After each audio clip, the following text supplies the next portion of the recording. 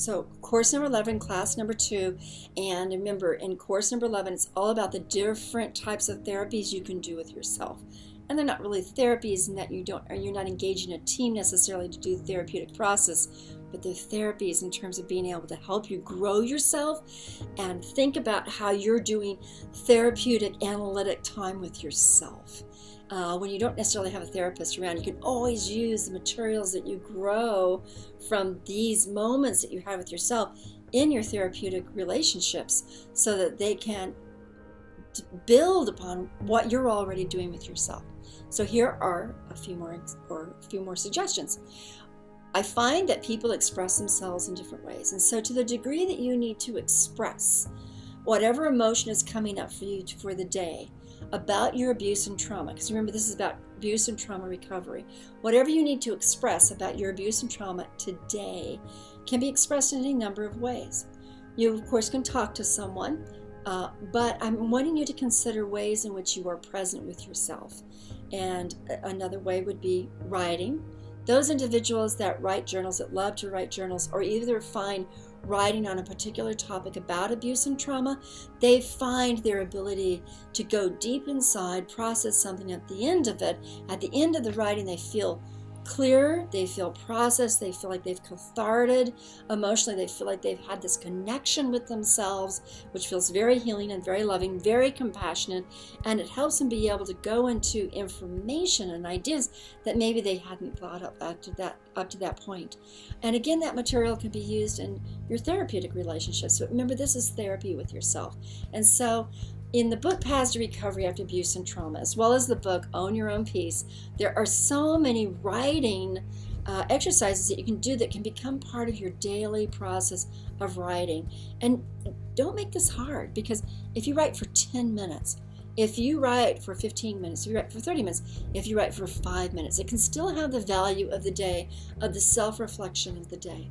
And that's why when you're taking these classes, there's always a self-reflection section where you can take all of those questions and become self-reflective in the course of your work during the day or in the course of your work during that class.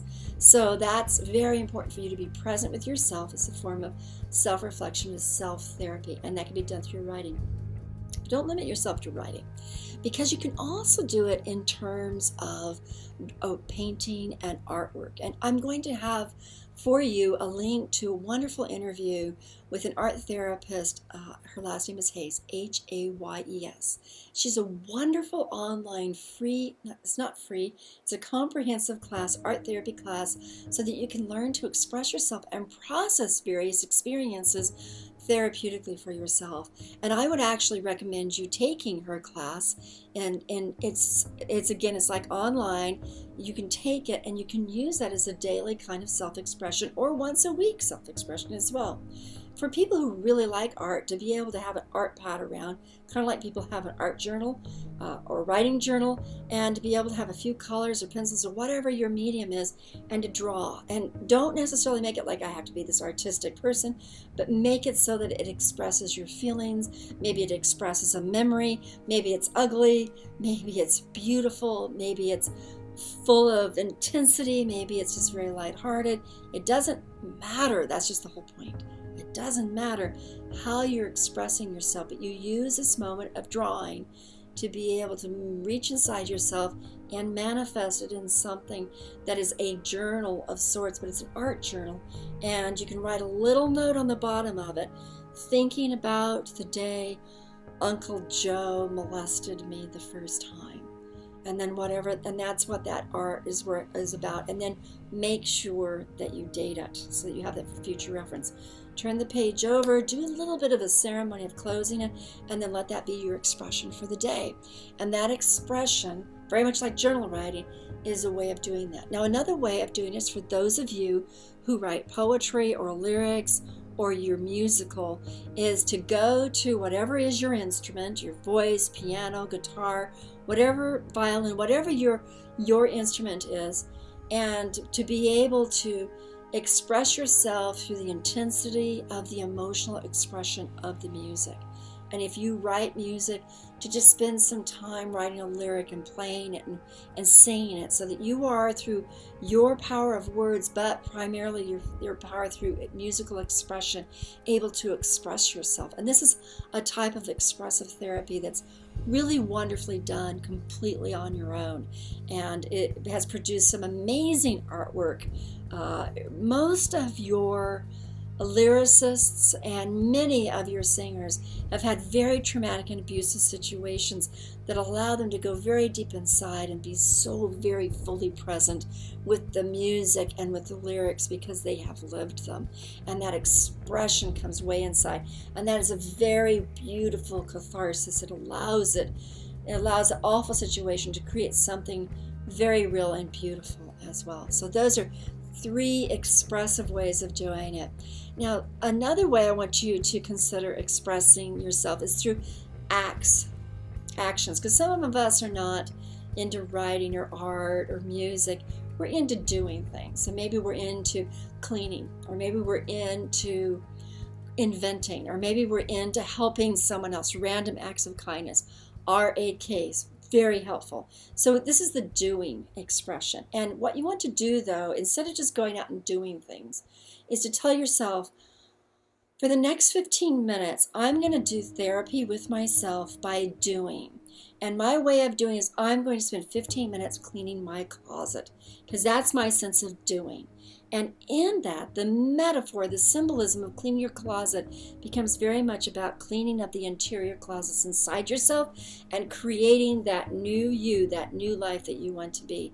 The very act of cleaning up clutter, getting rid of a hoarder's messes, taking care of stored items that you don't use any longer, getting rid of old clothes.